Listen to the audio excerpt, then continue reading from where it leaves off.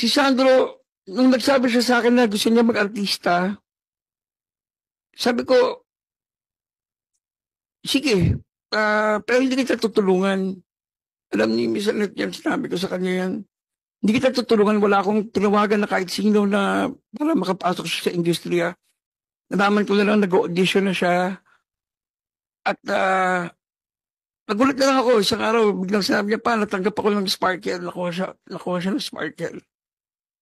So, proud naman ako na pinagdaanan niya yung gano'n. Na alam ko, katulad ng ating mahal na Senador Robin Padilla, dumaan din sa ganyang, sa pagiging stuntman, di ba? Kahit na may kotse siya, pagka may taping siya, sumasabay siya sa service, para walang special treatment. Ganun kababa yung loob ni Sandro. Very neat, very tahimik. At saka sobrang mahal niya talaga yung trabaho niya. Kaya talaga ako nasaktan nung kinuwento niya sa akin yung nangyari. Kasi para makita mo yung anak mo na nanginginig at hindi niya halos mahawakan yung telepono niya. Nung kinakwento niya sa akin, yung ginawa sa kanya, lalo na si Jojo Nones po, katrabaho namin ni Sensa, walang matigas na pulis sa madalit na misis. Siya po yung head writer namin at sobrang galang ko sa kanya, sobrang respeto ko sa kanya. Pag kami, mga events kami, ako pa yung ulan lumalapit sa kanya. At Sir Jojo pa nga ang tawag ko sa kanya, di ba? Alam mo naman yan. Kaya, hindi ko talaga matanggap na nagawa niya sa anak ko. Yung isa naman, hindi ko naman siya kilala eh. Kaya ko lang siya nakilala nung nangyari na yung insidente. Pero, sobrang sama ko yung loob ko talaga kay Jojo Nones.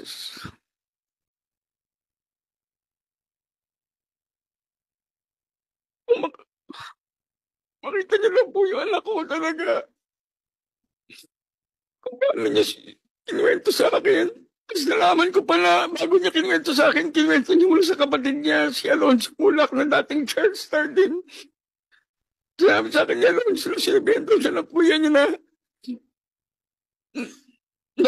ay bro, sana wag mangyari sa inyo nangyari sa akin.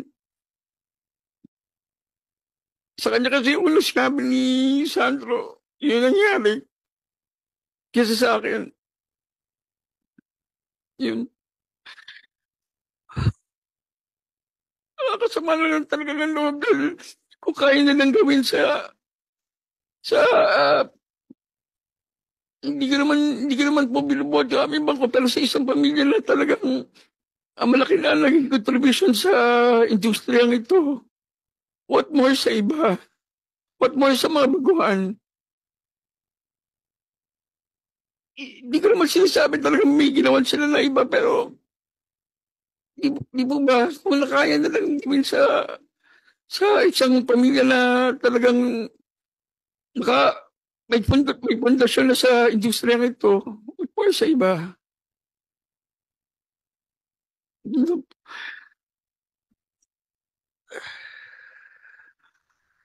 Tapos ngayon, binabaliktad pa nila yung sitwasyon.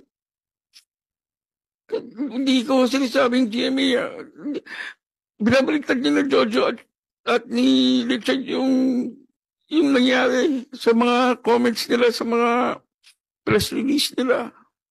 Yun lang, nakakasama na loob na kung sino pa yung may sala. Yun pa yung nagagawang magbaliktad na storya. Kahit sino naman sigurong ama or magulang, ganito rin ang mararamdaman. Para kay Sandro. Ngayon po, right now, he's undergoing counseling. Di po na banggit ng NBI, pero nandun po si Sandro ngayon sa NBI, sa Behavioral Science. tolerate any acts of sexual abuse or harassment. We already submitted to the committee our code of conduct and our policies against sexual harassment and procedures against that. So, that being said, when this matter was first brought to my attention, tinawagan po ako ni Mr. Nino Mulak. And that day, there and then, nakipag-meeting po sila sa akin. And our first concern, of course, was the well-being of Mr. Sandro Mulak. We immediately asked them if they wanted counseling services, and we facilitated their first counseling services. At that point, katulad nga ng sinasabi ng lawyer nila, they are very traumatized and they requested for extreme confidentiality. Ayaw nga nila pong magkwento kahit kanino. Kaya I am not at liberty to even divulge anything that they have told me. Sa katunayan nga, hindi sila nagpapa-interview kahit na kanino because they value their mental health and well-being very seriously.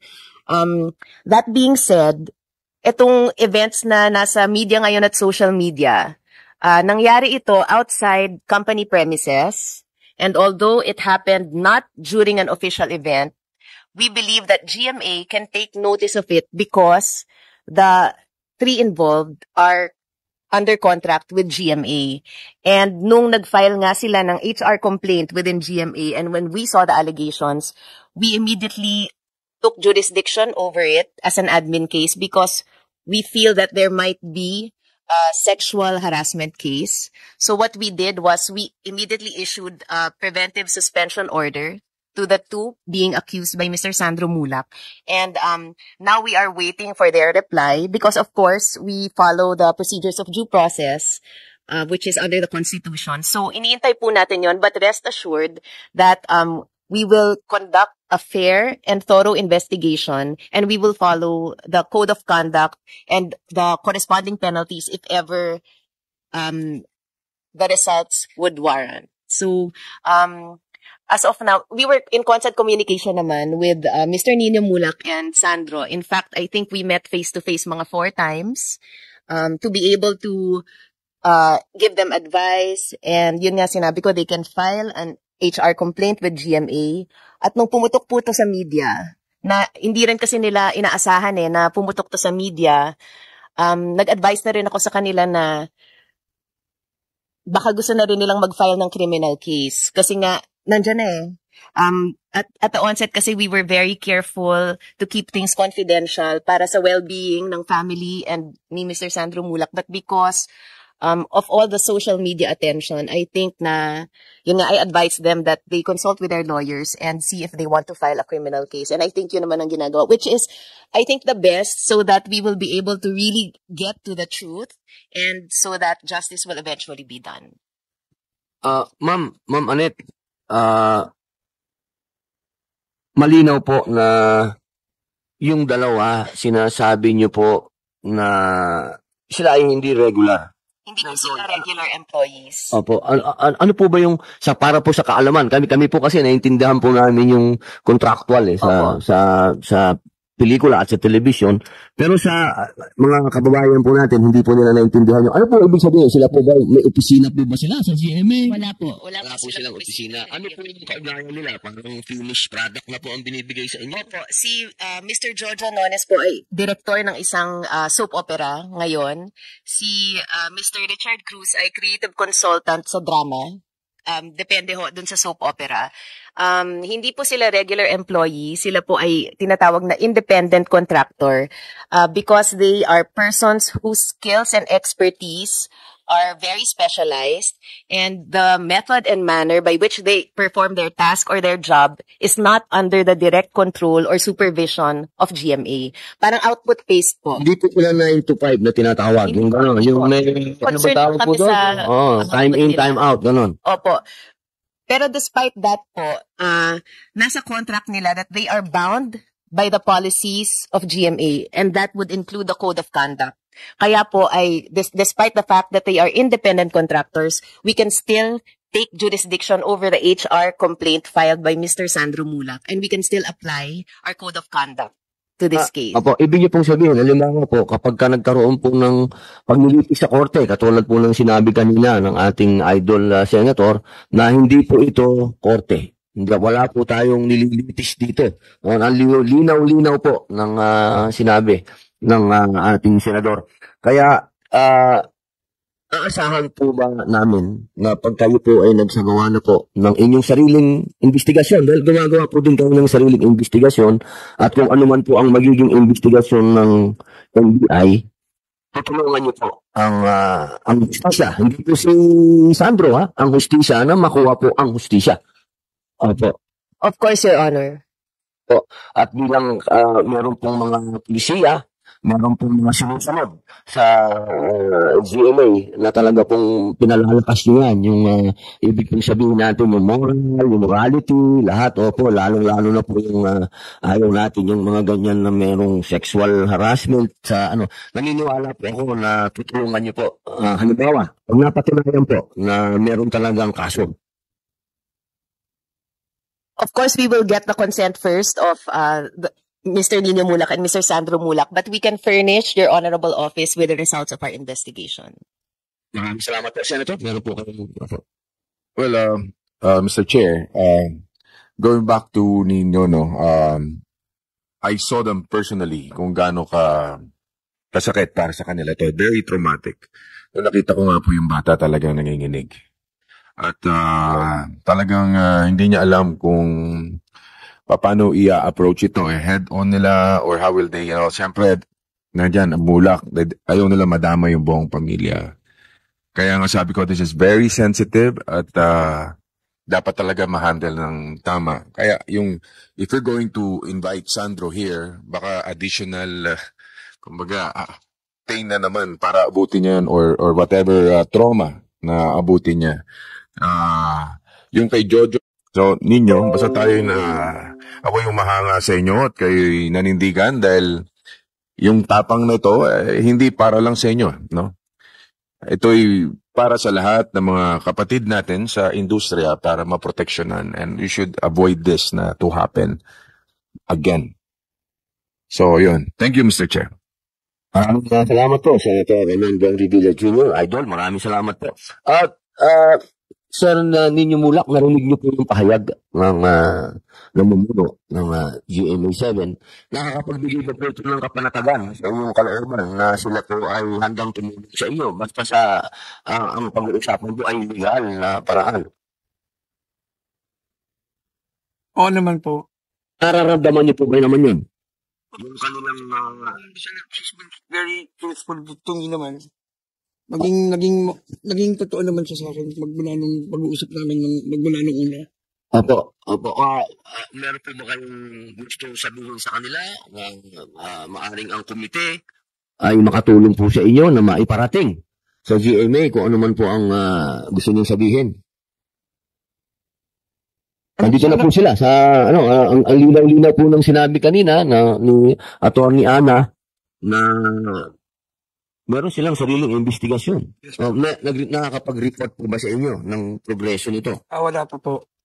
Ma'am, kailan po nag-umpisa yung sarili pong investigasyon? Nag-file po sila formally sa amin ng Friday, August 2. Tapos they were put under preventive suspension agad po. Ang pagka sinabi pong preventive suspension, wala silang trabaho? Wala po. Opo, talagang basta may kinalaman po sa GMA, Wala po. wala mo silang trabaho. Opo. Suspended lahat yun. Walang pay. Benefits, opo. Opo. Meron po ba silang benefits bilang hindi sila regular? Hindi, walang, not the same benefits as regular employees. Okay po. Binigyan po namin sila ng 5 days to reply. And I think matatapos yun within this week. So iniintay lang namin yung reply nila para umusad yung ating investigation. Reply yung dalawa. Wala pa. Kasi nung Friday lang po Ano nag-file. po naging reaction nila? Abogado ka agad ang kinuha o gusto mo na makipag-dialogue sa inyo? Ano po ba dapat? Sa kanila po namin binigay yung sulat. Pero hindi pa kasi sila nagre-reply. Hindi pa sila nagre-reply. Pero nakikita ko po sa social media na abogado yung nagsasalita. Ay compliant, meaning meron po silang in place na CODI at meron din po silang sexual harassment policy in place. Ibig pong sabihin, labas po sila dito. Umapayag ka ba, sir? Senator Nino Mulak, nalabas na ang GMA. Never, against po kayo. Against GMA. So, kung magkukumpens po kayo, hindi niyo sasama ang GMA. It's against the law. If there's two perpetrators, So, kung kasang ipinatong nyo, kasama po ba ang GMA? hindi po. Hindi po. So, labas po ang GMA. Sa inyo po, as bilang complainant. So far, attorney, Sorry, Atty. Sarina, para mabilis tayo, huwag natin patagalin to, please. Huwag natin itong gawing sensation. I understand Sensationalize to eh. from Nino that this is it will be a case directly against the two perpetrators for now, and that's what we are doing, Your Honor. I hope you understand. We cannot share anything more because we are preparing our complaint. And Yes. Pero sa complaint yung pinag-prepare, hindi naman kasama GMA, di ba?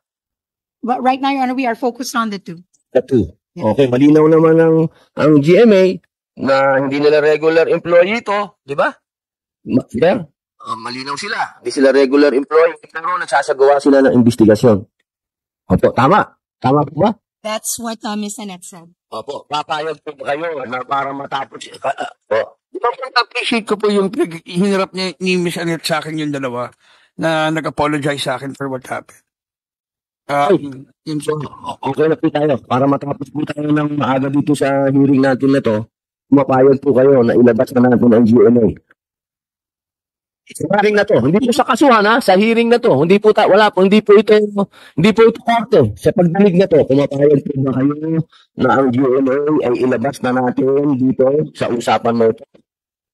With all due respect, Your Honor, I think my Sandra's father is not in the position to answer that because I understand the name of this the objective of this committee. Item, yes. Policy. Malinaw naman na yung policy, diba? Malinaw na yung policy. So, Well, establish na natin na malinaw ang policy ng Channel 7. Diba? So Meron nga silang, sabi nga ng doon, meron silang sexual harassment, meron din naman silang ginagawang hakbang. So it will be up to you, Your Honor. It will not be. Ano ko lang, baka sabihin niya, pagkatapos kasi ng hearing, hindi kami tinanong.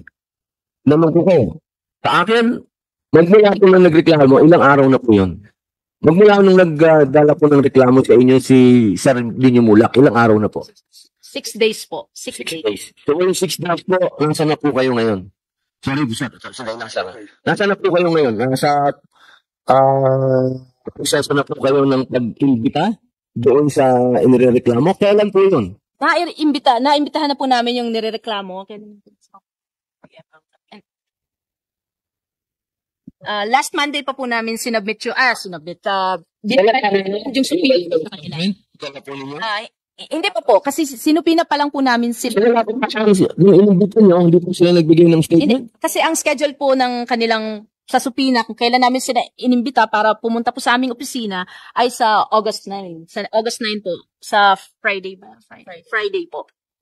Ako ma'am, sana bilis-bilisan natin kasi ang laki-laki na nung Senator, baka may gusto po kayong sabihin. Na rin, paulit-ulit na rin ako sa pakiusap dito sa ating mga law enforcement. Wala, meron po? Wala, opo. Ma'am, ganito po. Kasi ang hirap natin naabante nang wala naman dito. Kasi ang nangyayari, nasubpina na po natin yung dalawa na inireklamo. At sa inyo po, August 9 pa? August 9 po? August 9 po. Opo. Sa pipilan niyo po pupunta? Opo. Bang kami ay makahingi ng inyong statement dyan. Pag nagbigay sila ng statement, mabigyan niyo po ang komite ng kopya. Maaari po sana kung makikipag-request po kayo officially sa aming tanggapan po. Ito, officially po. Kasi wala po ako sa katayuan para magbigay ng ebidensya. Kasi ang ebidensya po namin ay lahat prior to the filing of the complaint ay nananatili sa NBI. Ma'am, hindi public document ng statement niyan, taong yan? Hindi po public document. Magiging public document lang po yan. Ang kaso niya. Pag Ipaliwanag yun dito taong bayan. Kasi ang dami-daming public information po ito. Committee ng public information. Kailangan masabi niyo po yan. Ang dami-daming nagbibigay ng statement yan. Kailangan sabihin niyo po yan. Ang mga ebidensya po kasi namin ay nagiging public lang po matapos namin ma-file ito sa piskalya po. Okay. Nasaan na po kayo ngayon? Yun nga po, nasa proseso pa po kami ng investigasyon at hindi pa po namin nakukuha yung statements po ng ating... Wala pa po kayo sa piskalya? Wala pa po. Opo. So lahat po ng lumalabas ng mga vlogger, lahat ng lumalabas sa TV, lahat ng lumalabas na kung ano-ano, lahat po yan dapat manggaling sa inyo. Hindi po yan galing official, galing sa inyo. Sa panig po ng NBI, lahat po ng statements na lahat ng ebidensya na nakalap namin ay nananatili lang po sa aming tanggapan.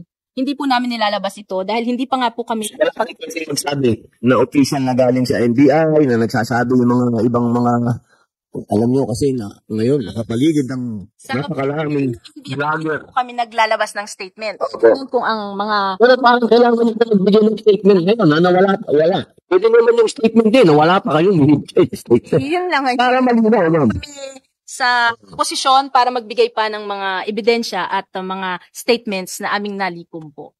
Okay. August 9 po, yung inimbitahan nyo na po yung mga inireklamo. Opo. Opo. Ano po? Siyempre, pag pumunta sila doon, ipagbabawal nyo daw yung media. Meron ba kayong ganong kakayahan? Sa amin po, hindi namin hinahayaan na yung media ay pupunta doon habang kinakausap po yung... Ito naman. Opo, ibig sabihin, pagkatapos nun, lalabas yan. Paano po yun? Nandun na po yan sa magiging sa subject kung magsasalita po siya sa media. Ayun, opo. Pag nagsalita na siya sa media, pwede ba namin gawin ng ano yun? Yung pagdating sa namin. Siguro sa purposes po ng inyong tanggapan, Opo. pwede po naman yun. Opo. Kailangan malinaw po tayo. Opo, ma'am. Sir, may sinasabi po kayo kanina, Sir Nino Mulak. Senator Robin, ang pagkakaintindi ko po doon sa sinasabi niyo, yung 72 hours, kasi ang sabi nila sa amin, 72 hours po, yung pinakasagad na oras para mag-hot pursuit. Yun po. Pero pag nagpas po na po ng 72 hours, hindi na po pwede yung hot pursuit. Yan. So yun ang sinasabi niyo yata kanina na sana ma-extend ng 10 days. Yun na ang sinasabi natin kanina pa na hindi tayo mag-connect. Baka siguro, privately mag-connect na kami. So, publicly, yun po sana yung gusto natin pagdating po sa mga ganitong... Sorry po. Yung pong nabanggit na 72 hours, ang korte po